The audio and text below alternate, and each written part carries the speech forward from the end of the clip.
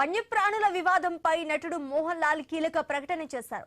తన వద్ద 10 ఏనుగు దంతాలతో చేసిన 13 విగ్రహాలు ఉన్నట్లు వెల్లడించారు. అవన్నీ వారసత్వంతో పాటు బహుమతులుగా వచ్చినవేనని స్పష్టం చేశారు. అక్రమంగా ఏనుగు దంతాలను కలిగి ఉన్నారంటూ మోహన్ లాల్ పై ఆరోపణలు వచ్చాయి. కేసు కూడా నమోదైంది. 14 ఏళ్లుగా ఆయన ఆరోపణలు ఎదుర్కొంటున్నారు. తాజాగా కేరళ అటవీ శాఖ ప్రవేశపెట్టిన వన్ టైం క్షమాభిక్ష పథకాన్ని ఆశ్రయించారు. ఇందులో భాగంగా తన వద్ద ఉన్న వన్యప్రాణి వస్తువులను అధికారికంగా ప్రకటించారు. ఇంకా ఇదే అంశానికి సంబంధించి పూర్తి డీటెయిల్స్ మా ప్రతినిధి రాము అందిస్తారు. రాము.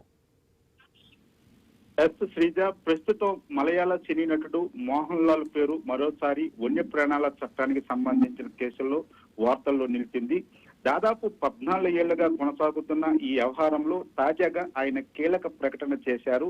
కేరళ ప్రభుత్వం అమలు చేస్తున్న క్షమాభిక్ష పథకం కింద తన వద్ద ఉన్న వన్యప్రాణులకు సంబంధించిన వస్తువుల వివరాలను అధికారులకు స్వచ్ఛందంగా వెల్లడించారు. తన వద్ద 10 ఏనుగు దంతాలు, అలాగే ఏనుగు దంతాలతో తయారు చేసిన 13 విగ్రహాలు ఉన్నావని ప్రకటించారు.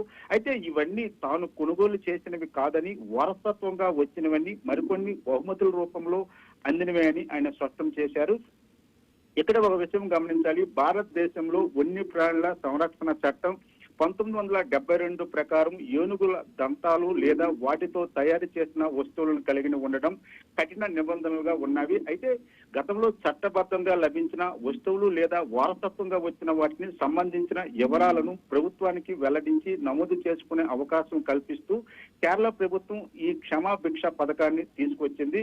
వాస్తవానికి ఈ వివాదం 2011లో ప్రారంభమైంది. మోహన్ లాల్ ఇంట్లో జరిగిన తనిఖీల సమయంలో ఏనుగుల దంతాలు స్వాధీనం చేసుకున్నట్లు అధికారులైతే ప్రకటించారు. అయితే మొదటి నుంచి కూడా మోహన్ లాల్ ఒకే విషయాన్ని చెప్తున్నారు. తన వద్ద ఉన్న వస్తువులు అక్రమంగా సంబంధించినవి కావని, కుటుంబ వారసత్వంగా వచ్చినవని ఆయన వాదిస్తున్న పరిస్థితి కనిపించింది. అయితే ఇప్పుడు క్షమాభిక్ష పథకం కింద అధికారికంగా వాటి వివరాలను సమర్పించడం ద్వారా చట్టపరమైన ప్రక్రియలో భాగంగా వాటిని నమోదు చేసుకునే ప్రయత్నం చేస్తున్నట్లయితే తెలుస్తుంది. ఇక ఈ ప్రకటన ఆధారంగా అటవీ శాఖ అధికారులు పత్రాలను పరిశీలించి తదుపరి చట్టపరమైన నిర్ణయం తీసుకునే అవకాశం అయితే స్పష్టంగా కనిపిస్తుంది.